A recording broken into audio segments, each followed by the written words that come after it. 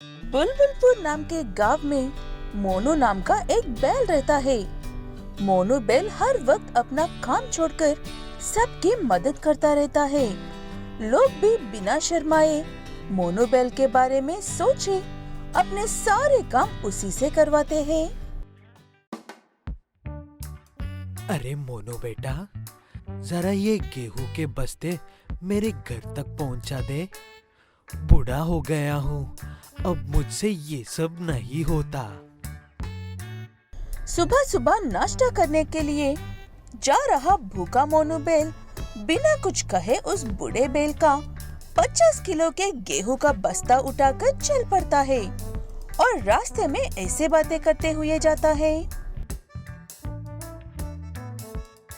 अब बूढ़े हो गए हो, ये बात तो सही है, लेकिन घर में चिन्नू भाई जैसा नौजवान बेटे होने के बाद भी आप ये सब काम क्यों कर रहे हो? तू तो जानता है ना बेटा, चुन्नू अपनी माँ के प्यार से बिगड़ गया है और मुझे भी उससे मेहनत करवाना बिल्कुल भी पसंद नहीं है।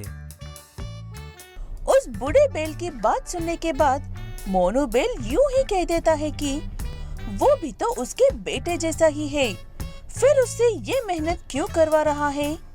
बूढ़े बैल के पास उस बात का कोई जवाब नहीं था, इसलिए घर तक पहुंचने तक कोई बात नहीं करता है।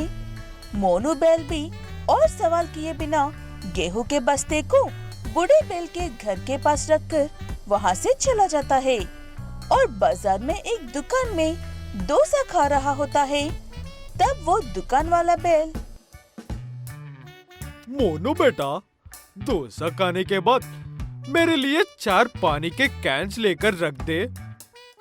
ठीक है कहकर मोनू ऐसे ही करता है। कुछ दिन बीत जाते हैं और मोनू बैल की शादी एक होशियार गाय के साथ होती है। शादी के बाद भी मोनू बैल ऐसे ही सबकी मदद करता है, लेकिन वो बात उसकी पत्नी को ठीक नहीं लगता है। आप उन सब की ऐसे क्यों मदद करते हो?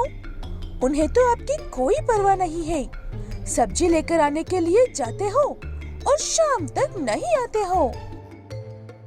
वो लोग चाहे जैसे भी हो, जब मुझसे मदद मांगते हैं तब बहुत अच्छे से बात करते हैं। मेरा अपना कोई नहीं है, इसीलिए उनकी बातें अच्छी लगती हैं मुझे।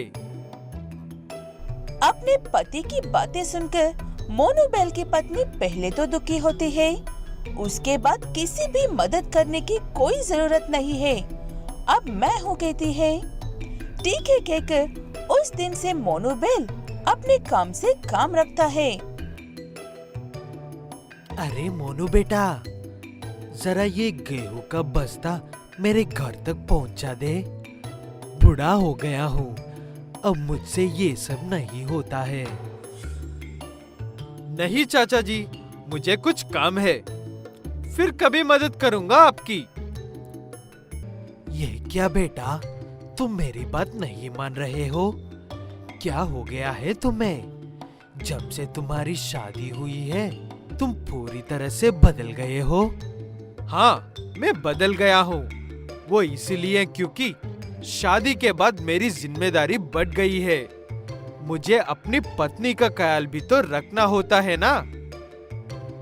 ऐसे कहते हुए मोनू बैल वहाँ से चला जाता है। हमेशा की तरह उसकी दुकान के सामने से गुजरता हुआ देखकर होटल वाला मोनू बैल को 2 कैन पानी लेकर आने को कहता है, लेकिन मोनू बैल हर किसी को ऐसे ही मना करता है। तब सभी लोग कहते हैं कि वो उनका मोनू नहीं है, मोनू बैल पूरी तरह से बदल गया है। तब मोनू बैल ऐसे कहकर सबको चुप करवा देता है। आप लोगों के घर में भी तो आपके बेटे हैं, आप सबके पास भी तो ताकत है, फिर भी आप सब खड़े होकर मुझसे क्यों मदद मांगते हो और कभी भी मेरी मदद करने के लिए सामने क्यों नहीं आते हो?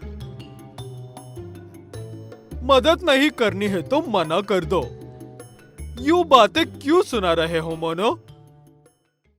अगर मैं अपनी तरफ से कोई गलत बात की है तो बताओ मुझे। क्या किसी दिन तुम में से एक ने भी मेरी मदद करनी चाहिए?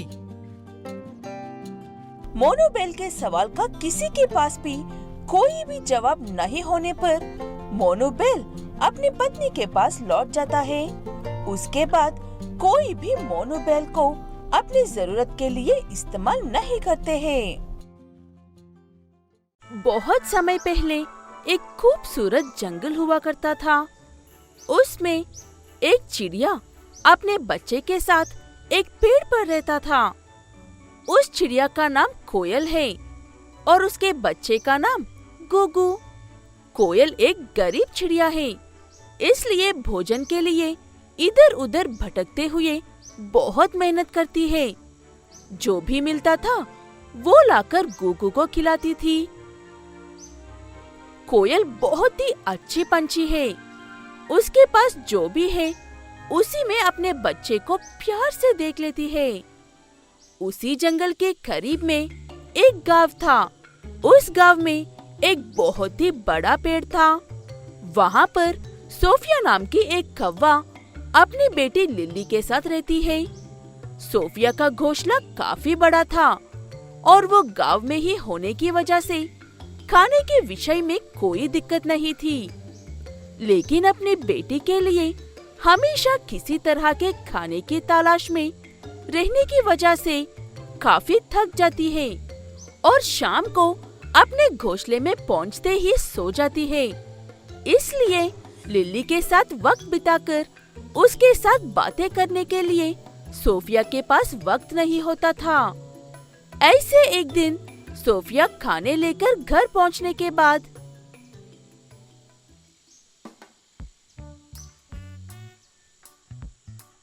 माँ, क्या मैं आपकी कोई मदद कर सकती हूँ? कुछ तो कहो माँ। ये कहते हुए अपनी माँ से बात करने की कोशिश कर रही थी लिली। लेकिन तभी थोड़ी सी गुस्से में आए हुई सोफिया, मुझे परेशान मत करो लिली, मुझे कुछ नहीं चाहिए, लेकिन तुम खाकर सो जाओ। ऐसे डांटते ही लिली और कुछ कहे बिना जाकर चुपचाप सो जाती है। सोफिया का बर्ताव लिली को दुखी कर देता है। ऐसा हर रोज ही होने लगता है। ऐसे ही एक दिन तबीयत खराब होने की वजह से सोफिया भोजन लेकर आने के लिए नहीं जा पाती है। वो देखकर लिली, माँ मेरे लिए हर रोज बहुत मेहनत करती है। आज माँ की तबीयत खराब है, इसलिए मुझे ही जाकर उनके लिए भोजन लेकर आना होगा।